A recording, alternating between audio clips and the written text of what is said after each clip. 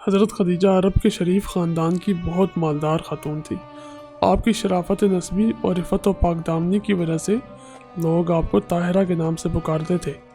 حضرت خدیجہ کی مالداری کا اندازہ اس بات سے لگایا جا سکتا ہے کہ آپ کا سامان تجارت قریش کے سارے سامان کے برابر ہوتا تھا۔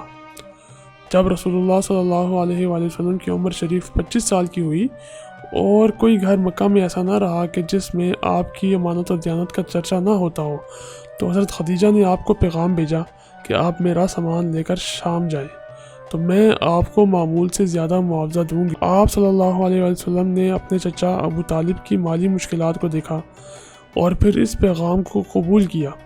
آپ صلی اللہ علیہ وآلہ وسلم حضرت خدیجہ کے ایک غلام میسرہ کے ساتھ شام کے لیے روانہ ہوئے۔ بصرہ میں ایک راہب رہتا تھا جس کا نام نستورہ تھا۔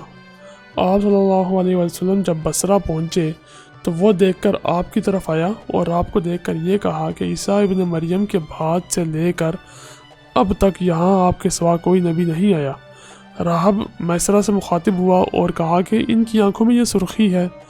میسرہ نے کہا کہ یہ سرخی ان سے جدا نہیں ہوتی۔ راہب بولا، یہ وہی نبی ہے اور یہ آخری نبی ہے۔ پھر آپ صلی اللہ علیہ وآلہ وسلم خرید و فروخت میں مشغول ہوئے۔ اسی دوران ایک شخص آپ صلی اللہ علیہ وآلہ وسلم سے جھگڑنے لگا اور اس نے آپ سے کہا کہ لات و عزیٰ کی قسم کھائیے۔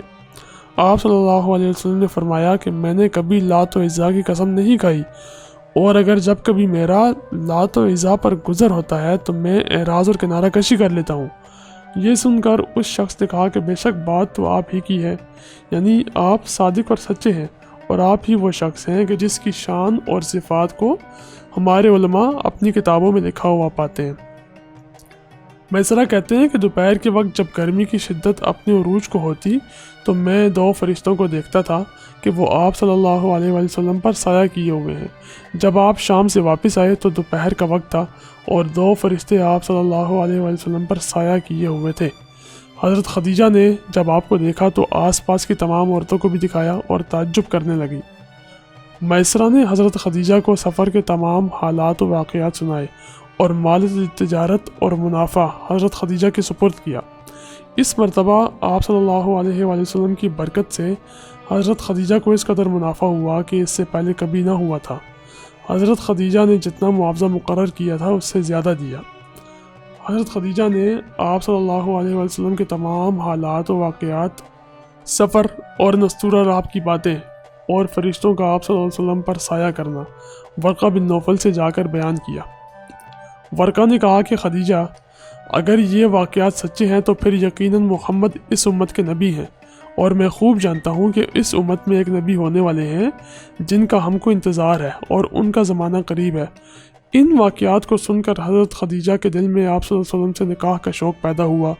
چنانچہ سفر شام سے واپسی کے 2 مہینے بعد خود حضرت خدیجہ نے آپ صلی اللہ علیہ وآلہ وسلم سے نکاح کا پیام دیا۔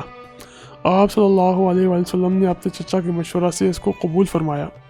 مقررہ تاریخ پر آپ اپنے چچا ابو طالب اور حضرت حمزہ اور دیگر رؤسائے خاندان کی معیت میں حضرت خدیجہ کے یہاں تشریف لائے۔ حضرت خدیجہ کے والد کا تو پہلے ہی انتقال ہو چکا تھا۔ نکاح کے وقت حضرت خدیجہ کے چچا عمر بن اسد موجود تھے۔ ابو طالب نے خطبہ نکاح پڑھایا۔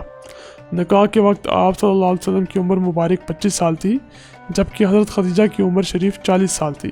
20 اونٹ مہر مقرر ہوا۔ آپ صلی اللہ علیہ وسلم کا یہ پہلا نکاح تھا اور حضرت خدیجہ کا تیسرا نکاح تھا۔